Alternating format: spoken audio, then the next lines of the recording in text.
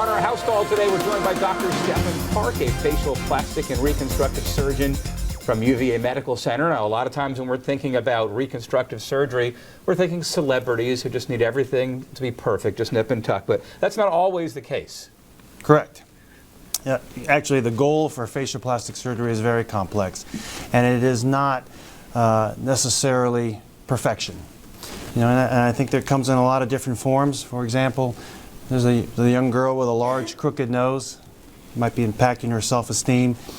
And a lot of times our goal is not to make the nose just beautiful, it's actually to make the nose normal.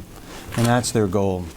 And sometimes the impact of that can actually be tremendous. Sure, not just physically, obviously. Absolutely. Yeah. I mean, it can go very deep, and we talk a lot about that. There's even studies that show that. And the same is true with aging face surgery. So many times, you know, women come in and they may want some wrinkles to be smoothed out, but by all means, what they don't want is that very unnatural look. We can all see it from across the room at times or on television, and that's not the direction we want to go. Maintaining a natural look is really of paramount importance. And those are a couple of, I'm guessing, relatively common procedures. What other ones maybe folks out there would want to know about that we're seeing more regularly?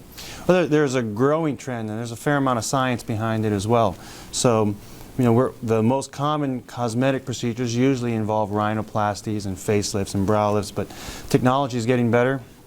We are doing tremendous things with resurfacing and different types of energy, even hair transplants, and it's really a booming market.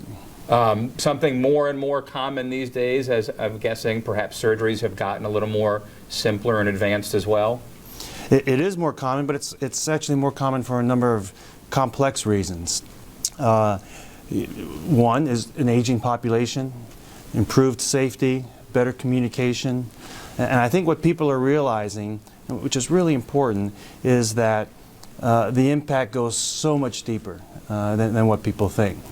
And as you mentioned, the self-esteem for a young person in terms of just getting a normal nose, and what that does is tremendous. But we see that with a facelift patient. So someone comes in for their post-op check, and all we did was maybe smooth out a few wrinkles, but in fact, what we'll find is they look entirely different.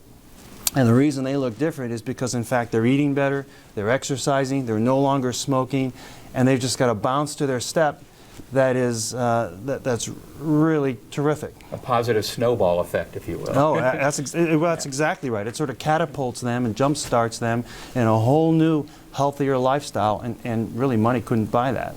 Dr. Park, appreciate your time tonight. My Happy pleasure. holidays. Yeah, happy holidays to you too.